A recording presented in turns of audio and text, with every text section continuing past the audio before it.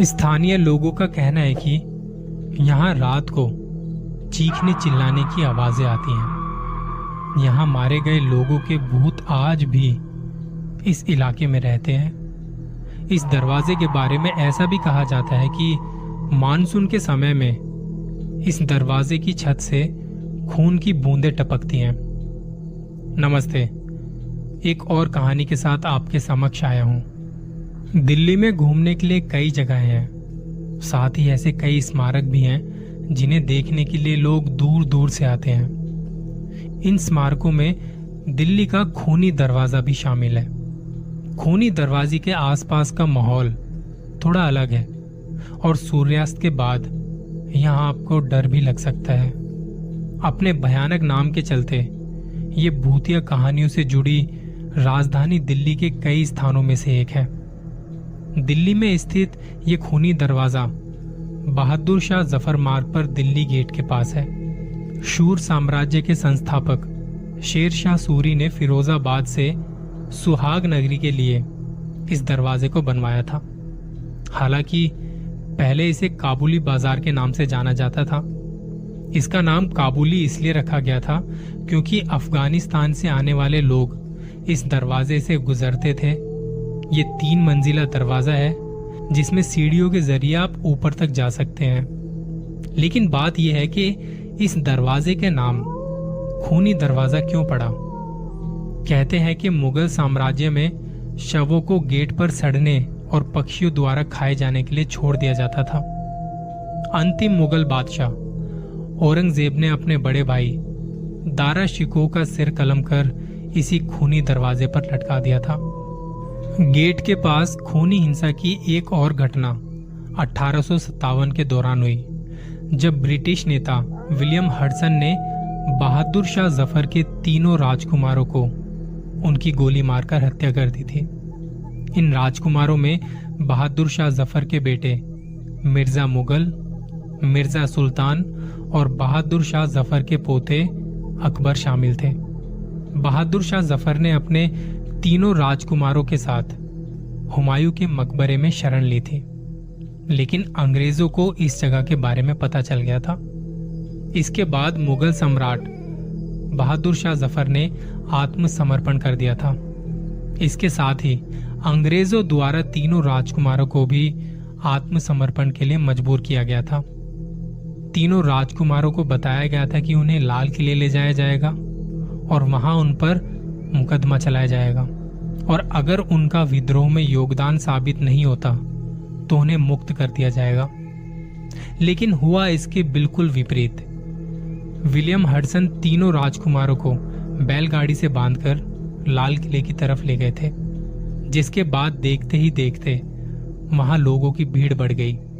लोग राजकुमारों की तरफ बढ़ रहे थे, जिसे देख विलियम हडसन ने तीनों राजकुमारों को लोगों के सामने सरेआम गोली मार दी थी, जिसके बाद से इस दरवाजे का नाम खूनी दरवाजा रखा गया था।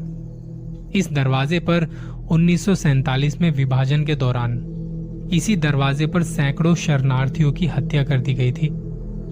स्थानीय लोगों का कहना है कि यहाँ रात को चीखने चिल्लाने की आवाजें आती हैं। यहाँ मारे गए लोगों के भूत आज भी इस इलाके में रहते हैं। इस दरवाजे के बारे में ऐसा भी कहा जाता है कि मानसून के समय में इस दरवाजे की छत से खून की बूंदें टपकती हैं। हालांकि दावे को साबित करने के लिए वर्तमान में कोई भी सबूत नहीं है, लेकिन जो लोग कभी वहां गए हैं और किसी कारणवश वहां फंस गए या कुछ घटना हो गई तो उनकी कई कहानियां यहां से निकली हैं। कोई कहता है कि हमने वहां लोगों के रोने की आवाजें सुनी है। कोई कहता है कि लोग चिल्लाते हैं, मदद मांगते हैं। दिल्ली के एक सरकारी अस्पताल में काम करने वाले भूषण जी बताते हैं कि उनका आना जाना रोज का होता था वहां से, जब वो अस्पताल से अपनी ड्यूटी करने जाते थे या वहां से वापस आते थे। लेकिन दिसंबर 2013 के बाद से उन्होंने वो रास्ता कभी नहीं लिया। उन्होंने उस रास्ते से आना जाना बिल्कुल छोड़ दिया। लेकिन ऐसा क्यों? ऐसा क्या हुआ था दिसंबर 2013 को?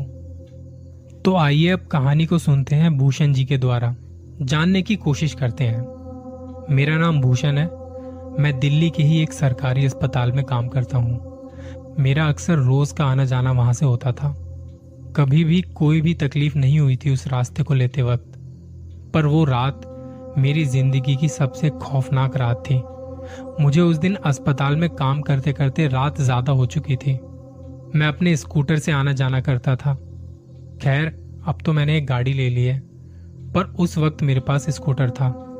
मैं अस्पताल से निकला था घर की ओर। सर्दियों का समय था, तो मैंने अच्छे से जैकेट और ग्लव्स वगैरह पहन लिए थे। हल्की हल्की धुंध छा रही थी। मैं जिस वक्त वहां से गुजर रहा था, लगभग 12:30 बज रहे थे रात के। खूनी दरवाजे से कुछ 100 मीटर पहले मेरा स्कूटर अचानक से बंद हो गया।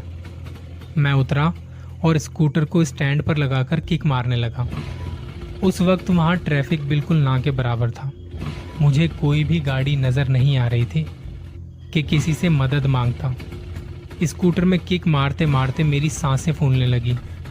मेरे पैर में दर्द होने लगा, तो मैं थोड़ी देर रुक गया। मेरी सांसें फूल रही थी। मैंने हेलमेट उतारा और हांफते हांफते यहाँ वहाँ देखने लगा। मैंने घर पे फ़ोन किया और बताया कि अभी रास्ते में हूँ, स्कूटर बंद हो गया है। तो मेरी बीवी ने कहा, स्कूटर को वहीं कहीं जगह देखकर खड़ा कर दो और तुम टैक्सी या ऑटो से घर आ जाओ। मैंने सोचा थोड़ा आगे जाके बस स्टैंड है, वहां पे रुकता हूँ, ऑटो भी वहीं से मिल जाएगा। मैं स्कूटर को धक्का मारते हुए उसे खड़ा करने के लिए जगह ढूंढने लगा। एक जगह नजर आई जो कि खूनी दरवाजे से लगभग 50 मीटर की दूरी पर थी। मैंने स्कूटर वहां स्टैंड पर लगाया और तब मुझे एक ऑटो वाला दिखाई दिया, पर उसमें कोई सवारी थी।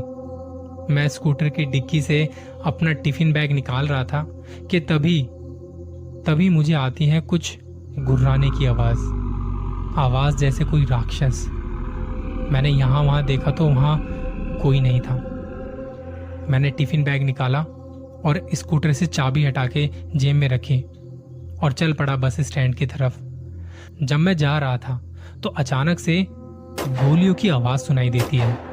आवाज आ रही थी जैसे कई सारे लोग भाग रहे हों। धीरे धीरे वो आवाज मेरे पास आती है और एक तेज हवा के झोंके के साथ मुझे ऐसा लगा कि जैसे कोई मेरे सामने से गुजरा अभी। उस हवा के झोंके और आवाज के साथ मैं पलटा और वो आवाज अब दूर जाती सुनाई पड़ रही थी, जैसे कोई मेरे सामने से दौड़ के निकल गया हो अचानक। पर हैरानी की बात यह थी, वहां कोई दिखाई नहीं दे रहा था। धुंध भी पड़ रही थी। जब मैं पीछे देख रहा था तो मुझे कुछ गिरने की आवाज सुनाई दी। वो आवाज सुनते ही मैं पीछे पीछे जाने लगा। देखा तो मेरा स्कूटर गिरा पड़ा था और उसमें से पेट्रोल निकल रहा था। मैंने जल्दी से जाके उसे वापस से स्टैंड पे लगाया। और यहाँ मैं ये बताना चाहता हूँ कि स्कूटर को मैंने अच्छे से स्टैंड पर लगाया था। वो खुद गिर ही नहीं सकता था। जरूर किसी ने कोई छेड़खानी की होगी, मगर मुझे वहां कोई नजर क्यों नहीं आ रहा था। और अब वो आवाज भी बंद हो चुकी थी। मैं घबराया हुआ सा स्कूटर को दोबारा से किक मारने लगा कि स्टार्ट हो जाए बस, पर वो नहीं हुआ। ना जाने उस दिन क्या खराबी आ गई थी स्कूटर में। मुझे लगा कि जल्दी यहाँ से घर निकलना चाहिए। मैंने वापस से स्कूटर को स्टैंड पर लगाया और जैसे ही जाने के लिए वापस से पलटा, एक जोर की आवाज के साथ मुझसे कुछ बहुत जोर से टकराया। मैं थोड़ी देर के लिए हिल गया। मेरी आंखों के सामने धुंधलापन सा छा गया। कानों में सीटियां बजने लगी। मैंने खुद को काबू किया और वहां से भागने लगा।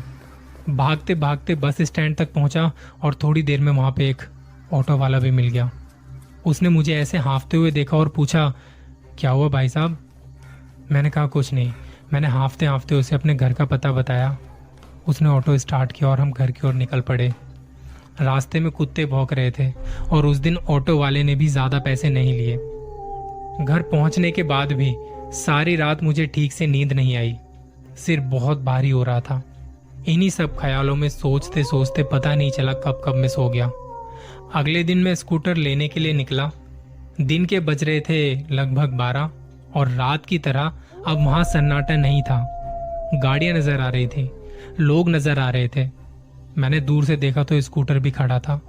सोच रहा था कि मैकेनिक के पास लेके जाऊंगा, पर जब मैं वहां पहुंचा और स्कूटर में किक मारी, वो एकदम से स्टार्ट हो गया। उस वक्त पता नहीं क्यों मुझे ऐसा लग रहा था जैसे वहां की हवा मुझसे कुछ कह रही थी। मैंने अपने स्कूटर को देखा और खूनी दरवाजे की तरफ देखा। इसके बाद मैंने कुछ भी नहीं सोचा, बस वहां से निकल पड़ा। उस दिन के बाद से मैंने सोच लिया था कि अब इस रास्ते से निकल के कभी नहीं आऊंगा। बहुत भयानक रात थी वो मेरे लिए। आज भी उस रात को याद करके मेरी रूह कांप उठती है। इससे पहले यहाँ के बारे में कई कहानियां सुनी थी, लेकिन जब खुद के साथ बीती तो पता चला कि कितनी सच्चाइयां हैं उन कहानियों में। डर की असली परिभाषा मुझे उस दिन समझ में आई थी। बेशक आपको ये जगह रोमांचित कर सकती है दिन के समय में, लेकिन रात को ये जगह उतनी ही खतरनाक नजर आती है। खूनी दरवाजा सच में डराता है और ये मेरे साथ हुआ।